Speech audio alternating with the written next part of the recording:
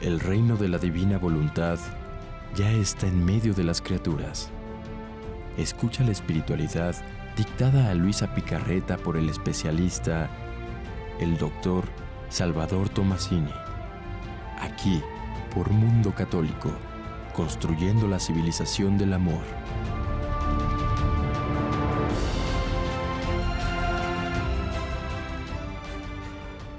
¿Por qué, si el cuerpo ya es un cuerpo glorioso, ¿sí? ¿Por qué tiene todavía los estigmas? Como una marca, una huella, y sobre todo los estigmas son como la gloria de la humanidad, de la divinidad. Por eso los conserva. Los conserva para decirnos quién es. Okay.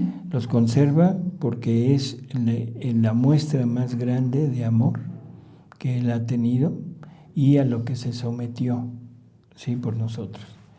Los conserva porque es el lugar de donde sale todos los bienes que nosotros recibimos. Wow. Porque no es nada más Dios dador, sino es dador por todos los sufrimientos que él padeció. Incluso se habla de que la iglesia sale del costado de Cristo. Claro. Y así como su palabra es plena, o sea, ahora he tenido la oportunidad como de entender un poquito más qué significa la palabra plena de Dios. Es decir, que es una palabra que te transforma, punto. Es de tal magnitud que lo que recibes es pues, que te traspasa, ¿no? Uso estas palabras porque no encuentro otras. En el caso de Jesús, sus llagas son plenas, es decir, tienen un impacto en nosotros, no son cualesquiera llagas, porque un hombre, por ejemplo, San Pedro, que murió crucificado de cabeza, lo de menos es que hubiera aparecido con sus llagas o con los efectos del dolor que él sufrió en su cuerpo, no es importante, no sé si me expliqué, aunque su muerte pues nos da vida a la iglesia, ¿no? También, pero en el caso de Jesucristo sus llagas son plenas, tienen un impacto, o sea, tienen un impacto al recibirlas en ese momento, pero tienen un impacto eterno. O sea, no podía despojarse de ellas porque son parte de su esencia ya. Son parte de su naturaleza y de su naturaleza de redentor. Exactamente.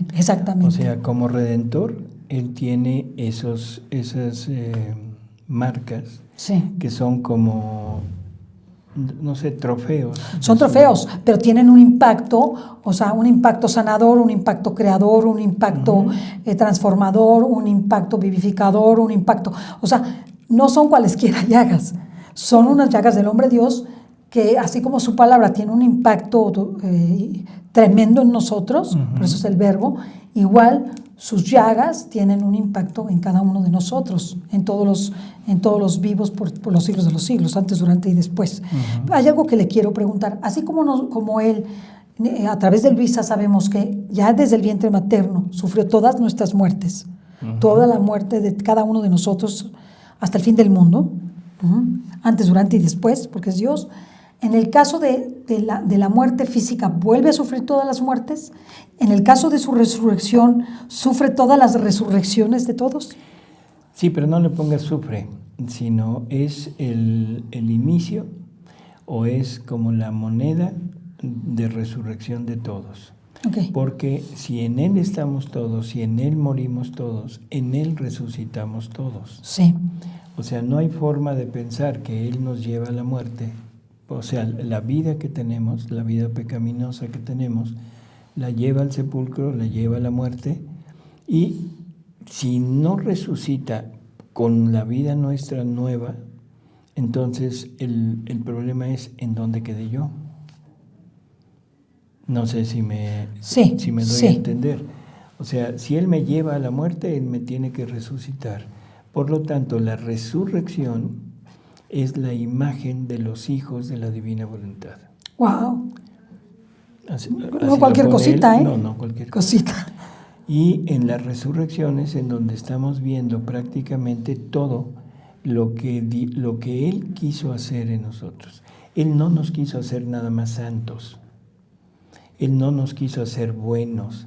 Él no me quiso hacer estudioso de la Biblia, ni estudioso de la liturgia, ni estudioso de nada de esto.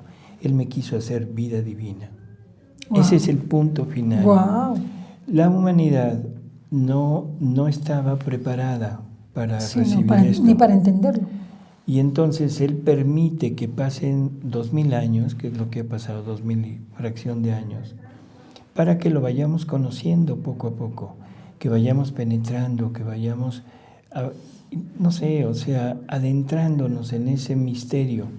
Y tan se logró penetrar que la doctrina de la Iglesia, el catecismo de la Iglesia Católica, marca perfectamente esa divinización de la criatura. Claro, claro. Sí, pero dices claro, pero nadie lo sabe. Sí, no lo comprenden, no lo saben. Sí, exacto. Sí, Dices sí. claro, pero en la Iglesia nunca se nos ha dicho. No, y nunca lo hice en ningún sermón, casi. Nada, en ningún lado. Sí. O sea, pero la doctrina de la Iglesia dice que Dios te quiere participar de todo, de su naturaleza, de su vida divina, de su divinidad, de sus atributos, de todo. Entonces, cuando él está resucitando, está tomando la resurrección de todos nosotros para hacerla Claro, perfecta. O sea, así es. porque nosotros... Él vive la vida de todos. Hasta Él la vive resurrección. la vida. Ahí, porque Él le tiene que entregar al Padre, para reparar al Padre, le tiene que entregar la vida de toda la familia humana rehecha. No le puede entregar nada más decirle, pues mira, ya sufrí por todos y ahí a ver si ellos quieren o no quieren. No, le tiene que entregar la obra completa. Y la obra completa es todos viviendo como Dios quiso que viviéramos. No, pues es hasta la resurrección. Hasta la vida después de la Amor, resurrección sí. como vida divina. Wow. De todos. Ahora ya, el que lo tomemos o no lo tomemos, eso ya es otra cosa. Claro. Pero al Padre, Jesús le tiene que llevar al Padre todo aquello, ¿sí? Por eso es que cuando Él dice, les conviene que yo me vaya, entonces uno dice, ¿cómo es que les conviene a los apóstoles que Jesús, su Maestro, se vaya? Sí, porque si no se va, si no asciende al cielo ya en forma, ¿cómo diríamos? Presencial, real, que se puede ver, que se puede... y que suba con toda la humanidad puesta ya como el Padre quería, entonces no hubiera estado terminada la obra de la redención. La obra de la redención termina no en la resurrección, sino en la ascensión. Sí. Ahí es donde termina.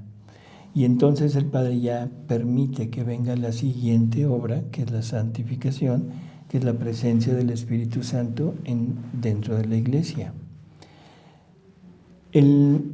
Aquí es ideal entender, todo lo que Jesús vivió es lo que yo debo vivir para llegar al punto de la resurrección. Bueno, el demonio, aquí vamos a meter al chanclas, el demonio ha estado intentando quitarnos la imagen y la semejanza. Lo primero que nos quitó fue la idea de Dios, o sea, la idea de la creación. Y poco a poco nos ha ido quitando la semejanza. ¿Qué es la semejanza? El actuar conforme a Dios. Como ya no teníamos divinidad, como ya no teníamos esa parte divina, entonces el hombre, para asemejarse a Dios, usó del artificio de las virtudes. Porque pues no tenía de otra. Por eso, es la imitación de los atributos de Jesús, pero ahora imitados desde la voluntad humana. Por eso es que la santidad humana puede ser muy alta, muy grande y todo, pero distante infinitamente de la santidad divina. Pero bueno, era lo que Jesús nos dejó, ¿sí? Entonces el demonio se ha ido metiendo poco a poco para que las virtudes desaparezcan. Y creo que en la actualidad es muy claro. O sea, las virtudes ya casi son vicio. Sí, no.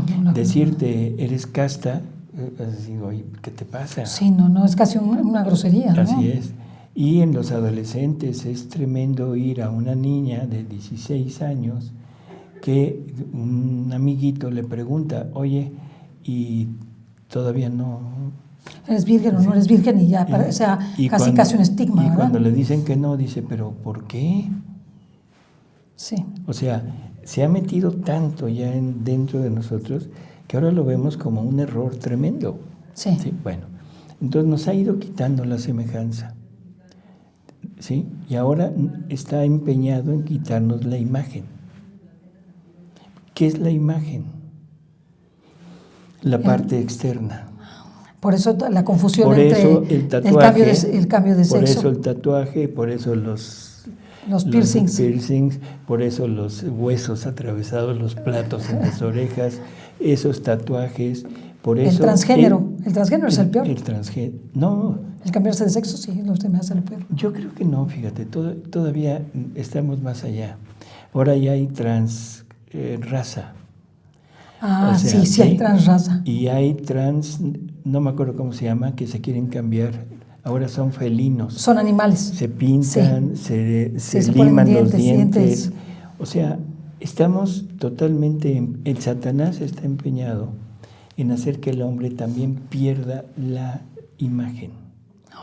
O sea, lo que está haciendo es distorsionando totalmente al ser humano. Y ahora lo vemos como algo normal. Nadie se alarma. Nadie se alarma. Llega tu hijo o tu hija con un hueso atravesado en la nariz y pues, bueno, es muy su gusto, ¿no? Un botón en la lengua. Y dice uno, bueno, ¿de dónde viene esto? No es más que ese ir quitando imagen y semejanza. La semejanza ya no se preocupa, esa ya la quitó. Por lo tanto, deberíamos de recuperar esa semejanza. ¿En dónde? ¿En Jesús humano? O sea, ¿en la vida de Jesús? Sí, para santidad humana. Pero deberíamos de tener en mente la resurrección para santidad divina. O sea, esa debería de ser nuestra meta, ¿sí? Y entonces entender que esa meta de Jesús ahí es la meta que María consiguió. Y por eso es que no murió. Por eso es que María se conserva inmaculada durante toda su vida. Tú hablabas de la virginidad. ¿La Virgen habrá sido virgen en el aspecto material o no? Qué triste que ahora personas de dentro de la iglesia hablen de una María que tuvo relaciones sexuales, que tuvo más hijos y todo. ¿Tener relaciones sexuales es malo? No. No, pero están marcadas con el pecado original. Pero en María no era lógico. Es impensable. No era lógico porque María es el punto, María es esposa, pero esposa del Espíritu Santo. Si María hubiera tenido relaciones con otros, voy a hablarlo a modo humano, hubiera sido adúltera, porque María estaba unida. Estaba desposada. Así es. Pensar en una madre de Jesús, del hombre Dios, que hubiera podido tener otro tipo de relaciones, es impensable. Eso solamente queda en mentes enfermas de humanidad. Que no pueden pensar en realidades sobrenaturales. Y enfermas de lujuria. Sí, claro. O sea, porque lo que están diciendo es que esto es tan fantástico que María no se lo pudo evitar. ¿Sí? Ni idea. Por eso, mentes enfermas que dicen que Jesús anduvo. Sí, que es lo que también hablamos antes del programa, como mucho se habla de manera, pues, por desconocimiento e ignorancia, de que Jesús pues tenía relaciones sexuales con María Magdalena. Siempre la ponen a María Magdalena en muchas películas, ¿verdad? Aparece esto. Y esto es impensable, absolutamente impensable, sí, porque el hombre Dios no tiene par con nadie. No hubiera podido tener relaciones con nadie, porque si hubiera, una relación para Dios, sí, implica reproducción. ¿sí? No implica orgasmo. Eso es tonterías. Sí. Bueno, no tonterías, pero es parte de... Sí, son tonterías, porque es una parte muy pobre de lo que realmente es la procreación. Por lo tanto, que Jesús hubiera tenido relaciones cuidándose de no tener hijos hubiera sido total y absolutamente impensable. Ahora, ¿qué hubiera pasado si Jesús hubiera tenido un hijo? En primera, no se podría. ¿Por qué? Porque Jesús hubiera tenido que transmitir su naturaleza humana, pero al mismo tiempo debería de haber transmitido su naturaleza divina. Sí, que es inseparable. Uh-huh. Y la pregunta es, ¿en quién? ¿En una mujer común y corriente? No, imposible. Con una mujer que pecado original, la única inmaculada era María. O sea, punto, su madre. Uh-huh. Y además de todo, no hay precedente para pensar que eso de Jesucristo es desconocer totalmente la realidad más profunda del hombre Dios. Así es. Y aparte, si en la santidad humana, que es imitación, se habla de castidad, esa castidad sería imitación ¿de quién?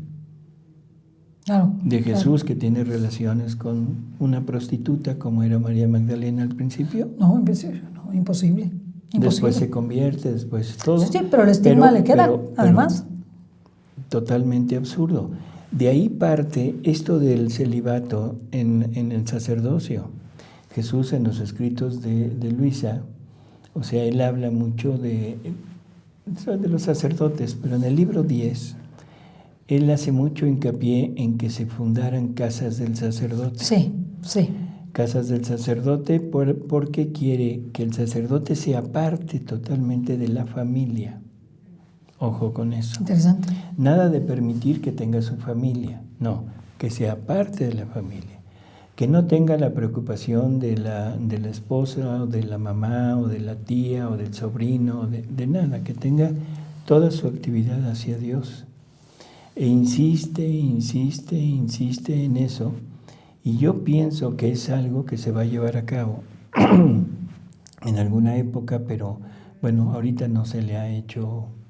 Sí, como que se ha ido degradando mucho, porque al principio, con las vocaciones, sí había una separación de la familia, sí la había, cuando ya se decidió por el celibato de los sacerdotes, como ley de la Iglesia, y ya después, o sea, poco a poco fue separando, pero ahora estamos en el regresar a ese pasado en donde el sacerdote tiene la posibilidad como de tener más relación con su familia, estar más cercano a su familia, y por otro lado también pues vemos la amenaza del celibato. O sea, por eso, ahora ya ni la santidad humana, o sea, la castidad prácticamente pasó a la historia. Lo cual ahora, es muy penoso, doloroso.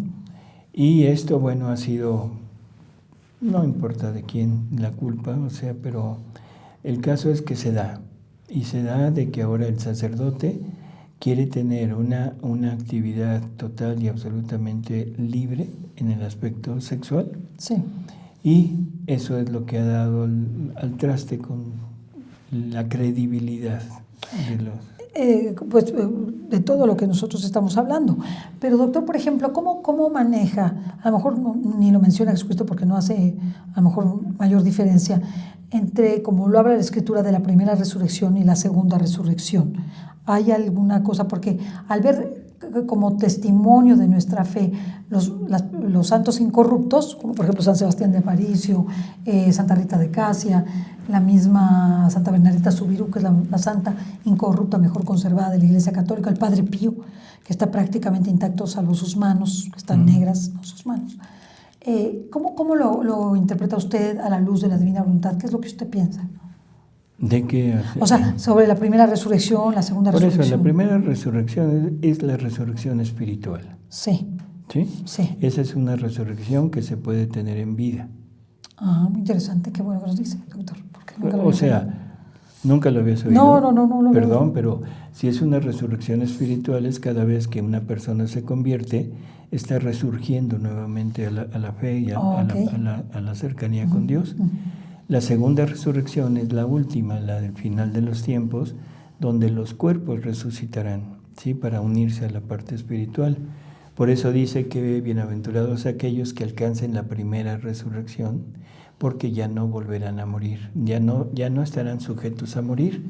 Lo único malo es que la gente, pues no sé cómo decirlo, ignorante, no hay otra palabra, lo interpreta a modo material.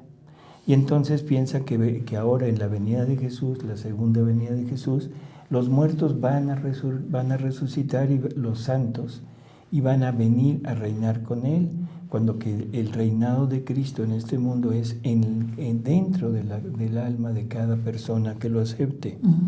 Y luego hablan de que eso se va a ligar también a la parte segunda, como ya no van a morir, entonces hablan de que teniendo este reinado y todo, los hijos de todos los que vengan van a nacer inmaculados. Perdón, el pecado original nunca se va a quitar. No, doctor, nada más quiero hacerle una precisión. La precisión es que los que, por ejemplo, digamos, Santa Rita de Casia, vamos a poner el ejemplo. Santa Rita de Casia, en el reino de Cristo, quedó incorrupta. O sea, ella quedó incorrupta. Eso tiene un efecto para efectos de su resurrección, porque está incorrupta. Claro. Tomará de nuevo su cuerpo. Sí. Ok, entonces, una persona que ya murió, porque todos los incorruptos hasta este momento se murieron, están muertos. Lógico. Muertos de toda, de toda muerte. De toda mortandad, están muertos. Por tanto, no son sujetos a tener ninguna descendencia ya, están muertos. Sí, ok, simple y sencilla, y me gustaría hacer esa precisión porque lo que se refiere, o lo que yo veo en ellos, es que una Santa Rita de Gracia, un Padre Pío, un San Sebastián de Aparicio, todos los incorruptos, una Bernardita Subirú, lo único que harán es retomar su cuerpo en la segunda resurrección. Igual que todos los que no son incorruptos, que sufrieron la corrupción, ellos, Dios retomará su cuerpo. ¿Cómo? No sé. Pues bueno, para él no hay leyes. Para hacer lo que es, si puedes permanecer incorrupto 2.000, 3.000 años, pues de la misma manera puedes permanecer. Así es. O sea, recobrar no tu materialidad. Donde esté, o sea, no hay nada que nos aclare si va a ser con la misma materia del cuerpo, que la materia no se destruye, se transforma, se conserva. Perdón. Salud. Gracias. Entonces, para Dios sería lo de menos reunir la materia de cada cuerpo. No tiene ninguna importancia. A hacer. Yo siempre digo, es ponérsela un poco más difícil, porque que riegan mis cenizas en el mar, pues es ponérsela más difícil. Sí, pero te imaginas a Dios buscando cenizas. Pero lo que quiero decir es que, es una forma de hablar. Sí, Dios puede hacerlo todo, punto.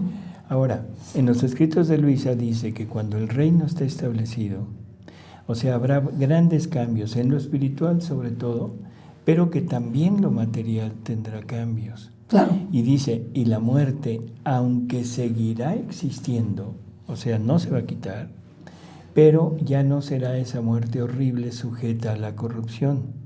No. O sea que todos quedarán como incorruptos, dice, como sentados, esperando el momento de la resurrección final. Que es la segunda resurrección. Ok. ¿Sí? Podemos decir que los santos incorruptos están visibles en la primera resurrección. Los santos incorruptos están visibles en la primera resurrección. Pero es que la primera resurrección ellos ya la tuvieron. Por eso, pero se ve visiblemente al estar incorruptos. Sí. Ya sabemos que la iglesia ya determinó que ellos están ya arriba. Exactamente. Todo aquel que esté arriba, aunque la iglesia no lo haya dicho, está arriba. Ya sufrió la primera resurrección. Claro. El pecador más grande de este mundo que se convierte, ahí es la primera resurrección, que es resurrección espiritual. ¿Sí? Y la otra, ya depende de su vida, depende de cómo la lleve, si quedará incorrupto o no, depende de dónde lo entierren. Son muchas cosas. A lo mejor lo creman y entonces... No, son muchas cosas, pero la iglesia, que es madre y maestra por algo, siempre habló de enterrar a las personas completas. O sea, siempre habló de eso, y eso era pues una parte de una tradición y de una costumbre que tenía un fundamento. Casi como ley. Sí, claro, no se podían cremar a los muertos. Sí, pero entonces, mira, yo creo que esto hay que tomarlo con cierta, no sé, yo diría holgura, porque todas las personas que murieron y que no fueron enterradas, las personas que murieron durante una guerra, todas las personas que han muerto ahogados, que se los comió un tiburón en una explosión. Sí. O sea, hay infinidad, una infinitud de personas que no han sido enterradas. Millones. ¿Sí? Entonces, no hay que ser tan estrictos de decir, tiene que ser enterrada. No. Lo que estamos seguros es que Dios proveerá para que cada persona cumpla la finalidad que Él tiene sobre esa persona. Sí. Y si Él tiene la finalidad de que en ti se muestre la santidad, y esa santidad quiere que se muestre por tu cuerpo incorrupto, se mostrará. Pero la santa más santa que ha existido después de la Virgen, ha sido Luisa. Luisa, ¿ya la exhumaron? Ya, o sea, la sacan de su tumba y la van y la ponen en una iglesia. Está en una iglesia. Entonces, ella está corrupta. Sí, ella está. Así que la santa más santa que hay, que es Luisa, se corrompió. Por lo tanto, el hecho de ser incorrupto no es señal nada más, o sea, como señal de santidad. No, es quizá una prueba visible de la futura resurrección. Dios lo quiere hacer y dice, para que va a ayudar a tu fe.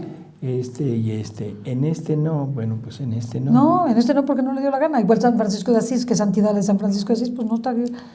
O sea, en María no se encuentra el cuerpo, ¿por qué? Porque fue asunta en cuerpo y alma. Punto. En Luisa se encuentra restos del cuerpo, cabellos, dientes, huesos. Pero prácticamente está hecha cenizas. Se corrompió y entonces uno dice, ¿por qué? ¿Cuál habrá sido el motivo? Porque este reino de la divina voluntad es un reino espiritual.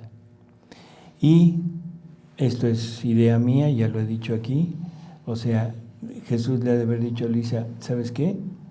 Voy a permitir que sufras la corrupción, porque si no la sufres, van a ser, tu cuerpo, van a ser culto de tu cuerpo. No, por humildad. Bueno, por humildad, pero van a ser culto de tu cuerpo. Y no quiero que hagan culto de ti, sino que hagan culto de mi voluntad. Porque lo importante en ti no es el cuerpo, lo importante en ti es mi voluntad. Entonces, bueno. Qué interesante y qué bonito, finalmente, qué hermoso, que Dios tiene un plan para cada persona. Y en ese plan, pues hay algo misterioso, muy misterioso, porque ver a un santo incorrupto a mí se me hace impresionante. Claro. Es impresionante. Yo lo he visto a Santa Bernardita Subirú en persona, tengo una fotografía tomada recientemente y además está en el internet. No, son palabras mayores. Santa Bernardita Subirú es la santa incorrupta mejor conservada de la Iglesia Católica.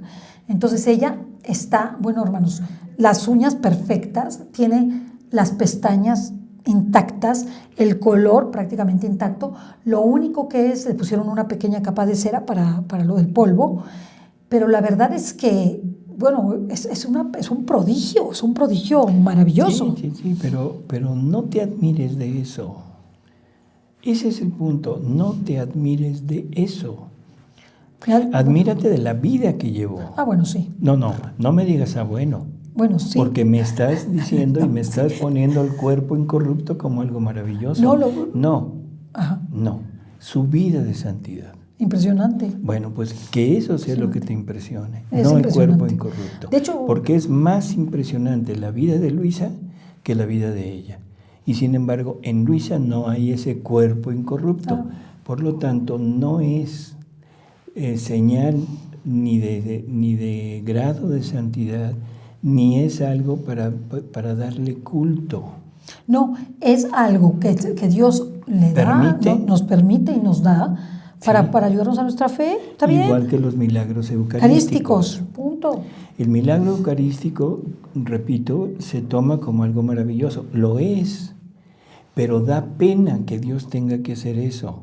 Deberíamos de sentirnos tremendamente acongojados porque Dios tenga que hacer ese milagro, porque el sacerdote o la gente no cree. Pero es maravilloso, sí, pero es de dar pena que Jesús tenga, después de todo lo que ha hecho, tenga que recurrir a eso para decir, aquí estoy.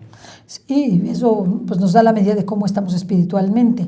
Me gustaría también mencionar esto, porque creo que vale la pena respecto a la resurrección de Jesucristo, un testimonio de un historiador que se llama Josephus, un historiador del tiempo de Pilatos, y es muy importante porque fíjese lo que dice ese testimonio. Ese testimonio, este historiador escribió 20 siglos de historia del pueblo judío. Y entonces, dentro de la historia, relata a Jesucristo. Y lo trata como un hacedor de milagros que lo crucificaron, resucitó con esas palabras y lo vieron sus discípulos y muchos más.